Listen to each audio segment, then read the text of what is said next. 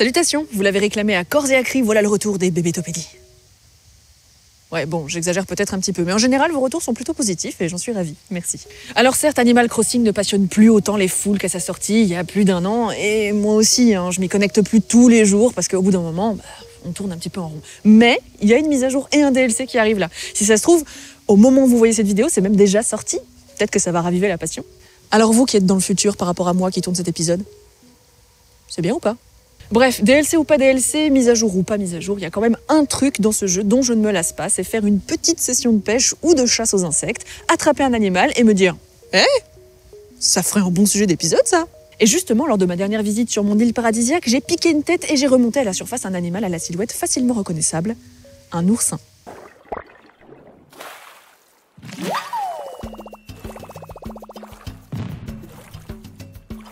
Arrêtons donc de parler du jeu parce que beaucoup d'entre vous s'en contrecarrent l'escalope et je ne vous en blâme pas du tout, puisque je vous rappelle que pour ces épisodes, Animal Crossing n'est qu'un prétexte pour vous parler encore et toujours d'animaux pour mon plus grand plaisir, et le vôtre aussi j'espère.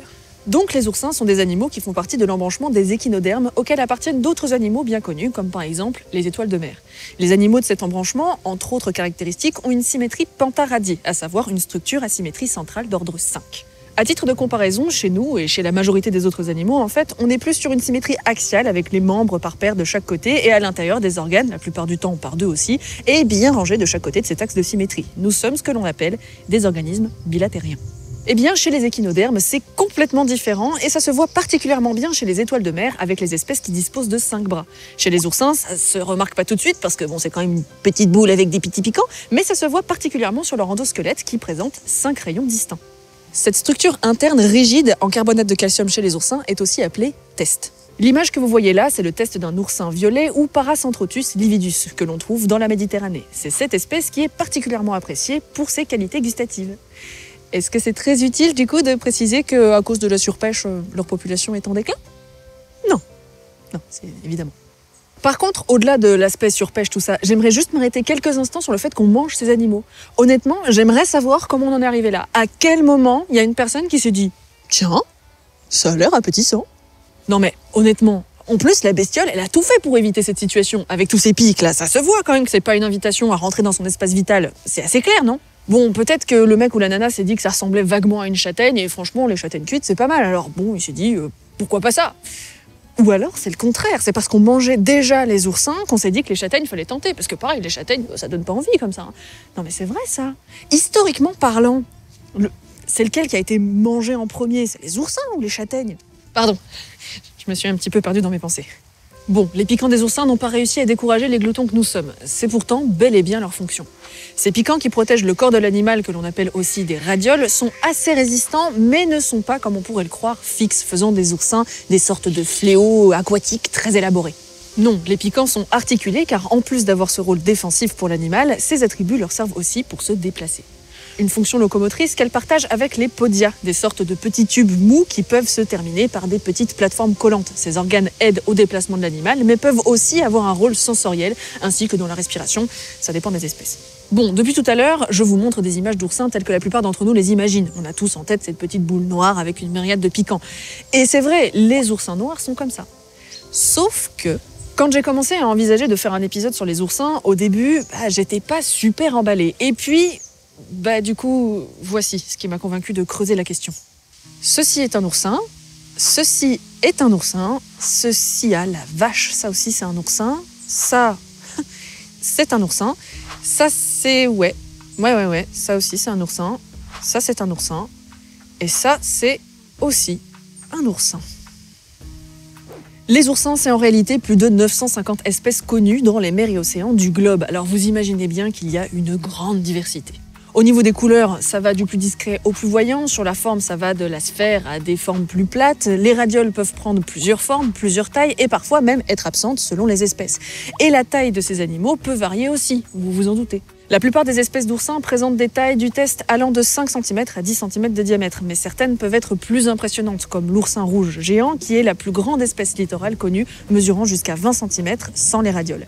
Mais si on prend en compte les piquants, c'est l'oursin diadème de l'Indo-Pacifique qui gagne avec ses 70 cm de diamètre, leur test pouvant atteindre 10 cm de diamètre et les radioles 30 cm.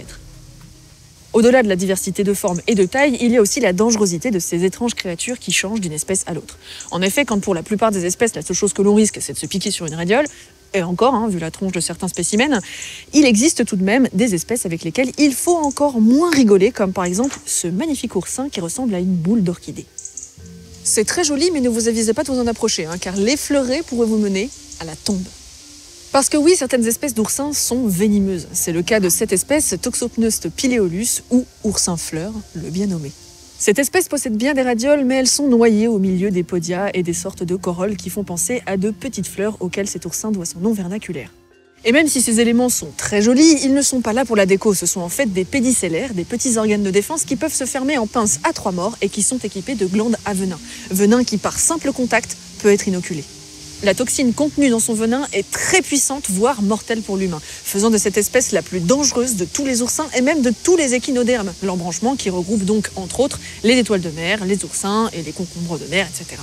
Comme quoi, les apparences sont trompeuses. Mais les oursins cachent encore d'autres surprises dans leur cycle de vie, par exemple. Commençons donc par le commencement, la rencontre du papa et de la maman. On ne saurait d'ailleurs dire qui est qui, puisque chez les oursins, il n'y a pas de dimorphisme sexuel. Mâles et femelles se rencontrent donc, se charment, Non, je déconne. Le romantisme, c'est pas trop leur truc aux oursins. Tout ce qu'ils font, c'est juste balancer dans l'eau une multitude de gamètes. À la limite, on peut y voir une forme de poésie dans la synchronicité de ce largage déclenché par une communication chimique entre les individus. Mais bon, ça va pas beaucoup plus loin.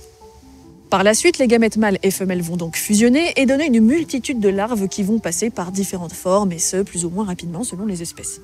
La dernière forme larvaire s'appelle le plutéus et présente une structure squelettique caractéristique des oursins, une sorte de tour Eiffel fragile, minuscule et transparente. Mais le plus étonnant ne réside pas là. Elle est dans le fait qu'à ce stade, les oursins ont une structure bilatérale. Bah oui, rappelez-vous, les oursins ont sous forme adulte une structure symétrique pentaradiaire. Cette grosse différence montre qu'en fait les oursins sont des bilatériens et qu'ils acquièrent seulement dans un second temps leur symétrie pentaradiaire au moment de leur métamorphose. Mais en fait, à mon grand étonnement, cette symétrie pentaradiaire secondaire est commune à tous les échinodermes. Cela étant dit, la perte de la bilatéralité se fait plus ou moins tard. Quand chez les oursins, ce changement de symétrie structurelle ne se fait qu'au passage du stade larvaire au stade adulte, chez d'autres, elle se fait plus tôt, dans les différentes formes que peuvent prendre les larves pendant leur développement. Par exemple, chez les ophiures, une autre classe faisant partie de l'embranchement des échinodermes, et non, ce ne sont pas des étoiles de mer, mais comme elles, ces animaux présentent au stade adulte une structure pentaradiaire, on le voit bien avec ses bras.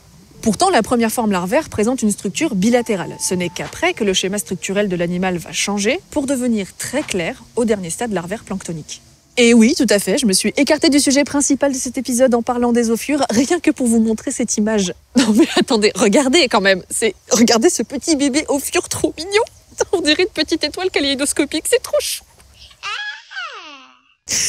Bon, revenons aux oursins quand même. Une fois devenus adultes, ils font leur vie tranquillou dans les fonds marins à des profondeurs qui varient selon les espèces et sont pour la grande majorité herbivores, même s'ils sont capables de se rabattre sur une autre alimentation si les végétaux viennent à se faire rares. Et cette vie faite de lâcher de gamètes directement dans l'eau et de broutage de fonds marins peut durer, encore une fois selon les espèces, de 4 ans à plus de 100 ans. Comme c'est le cas pour l'espèce Mesocentrotus franciscanus, communément appelée oursin rouge géant, qui pourrait d'ailleurs aller bien au-delà de ce score. Mais le plus étonnant, que ce soit chez les espèces avec une durée de vie courte ou une durée de vie longue, c'est que ces animaux présentent une sénescence négligeable. En termes moins barbares, ils ne vieillissent pas. Ils ne subissent pas les affres du temps qui passe. Un peu comme les ratopnus, mais avec un petit truc en plus. Parce qu'ils ont la capacité de régénérer les parties de leur corps qui auraient été endommagées. Les radioles, les podia, pas de souci, ça repousse. Et ce, tout au long de leur vie, sans jamais que leur corps ne montre le moindre signe de vieillissement. Et évidemment, vous vous en doutez, nous étudions avec attention les oursins et ce pouvoir extraordinaire avec l'espoir d'un jour pouvoir utiliser ces connaissances en médecine. Et autant l'immortalité à titre personnel, ça me dit pas trop. Par contre, vieillir en étant en pleine forme, je sais pas vous, mais moi je prends. C'est la fin de cet épisode, j'espère que vous l'avez apprécié. Si c'est le cas, signifiez-le avec un petit pouce vers le haut. Personnellement, j'ai trouvé ce sujet extrêmement intéressant. Honnêtement, je ne pensais pas que le sujet des oursins cachait autant de surprises passionnantes. N'oubliez pas de vous abonner et activer la cloche des notifications pour ne louper aucune vidéo à venir. À bientôt.